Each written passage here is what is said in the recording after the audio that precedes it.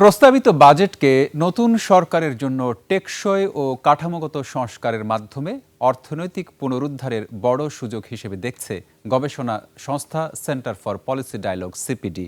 তবে জিডিপি প্রবৃদ্ধি ও মূল্যস্ফীতির লক্ষ্য দুর্বল ভিত্তির উপর তৈরি করা হয়েছে বলে জানিয়েছে সংস্থাটি। বাজেট ঘাটতি পূরণে সরকারের ঋণ যেন বেসরকারি বিনিয়োগকে বাধাগ্রস্ত না করে সে বিষয়ে সতর্ক হওয়ার তাগিদ দিয়েছে তারা। অনুপ পিয়ালের রিপোর্ট। 2026-27 অর্থবছরের জন্য 9,38,000 কোটি টাকার বাজেট প্রস্তাব করেছেন অর্থমন্ত্রী, যা দেশের ইতিহাসে রেকর্ড। এতে রাজস্ব আয়ের লক্ষ্য ধরা হয়েছে 6,95,000 কোটি টাকা। বাকি 2,43,000 কোটি টাকার ঘাটতি মেটাতে অভ্যন্তরীণ উৎস থেকে 1,27,000 আর বৈদেশিক ঋণ নেওয়া হবে 1,09,000 কোটি টাকা। সরকারের অনেক নিয়ম বড় আকারের বাজেট পরিকল্পনাকে অর্থনীতির পুনরুদ্ধার হিসেবে দেখছে গবেষণা সংস্থা সিপিডি। তবে অর্থনীতির সব সূচক চাপে থাকায় আসছে অর্থবছরে জিডিপি 6.5% অর্জন ও মূল্যস্ফীতি 7.5% নামিয়ে আনা বিএনপি সরকারের জন্য কঠিন হবে বলে মনে করে সিপিডি। প্রাইভেট সেক্টরের ক্রেডিট আপটেক সেটার কথা বলি, রপ্তানি বলি, আমদানি বলি, সবকিছু যে ভিত্তিটা যেটা করা হয়েছে এবং জিডিপি প্রবৃদ্ধি আমাদের উপস্থাপনায় কিন্তু উঠে এসেছে যে ভিত্তিটাই কিন্তু ঠিক না।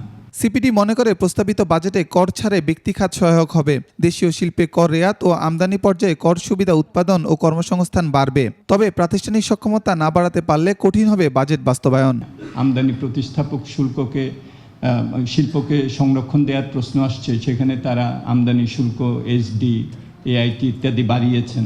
আবার যেখানে রপ্তানিমুখী শিল্পকে তারা প্রণোদিত করতে চেয়েছেন, সেখানে আবার তারা বিভিন্ন শুল্ক হার ইত্যাদি কমিয়েছেন। মানুষের পারচেজিং পাওয়ার অর্থাৎ ক্রয় ক্ষমতা বাড়ে, তো সেই প্রেক্ষিতে এই সমস্ত পদক্ষেপ যদি আমরা নিতে পারি তাহলেই কিন্তু এই মূল্যস্ফীতির লক্ষ্যমাত্রা সম্ভব হবে। সামাজিক সুরক্ষা খাতে ফ্যামিলি কার্ড, কৃষক কার্ডের মধ্য দিয়ে সম্পদের সুষম বন্টন নিশ্চিতের চেষ্টা করা হয়েছে বলে মনে করে সিপিডি। তবে করমুক্ত আয় সীমা নিম্ন আয় জনগোষ্ঠীর ওপর বাড়াবে করের বোঝা। কাদের উপরে করের ভারটা, করের আপাতনটা বেশি পড়ে, সেটা হচ্ছে যে যারা নিম্ন আয়ের জনগোষ্ঠী তাদের উপরেই কিন্তু বেশি করে করের ভারটা, ট্যাক্স বার্ডেনটা তাদের উপরেই পড়ছে। এছাড়া শিক্ষা, স্বাস্থ্য ও সামাজিক নিরাপত্তা খাতসহ বেশ কিছু খাতে বরাদ্দ বাড়ানোর জন্য সাধুবাদ জানানো হয়েছে। পাশাপাশি 60টি নিত্যপণ্য সহ বেশ কিছু ক্ষেত্রে কর ছাড় জনগণকে স্বস্তি দিবে বলে মনে করে সিপিডি। অনুপ পিয়াল, 21 টেলিভিশন, ঢাকা।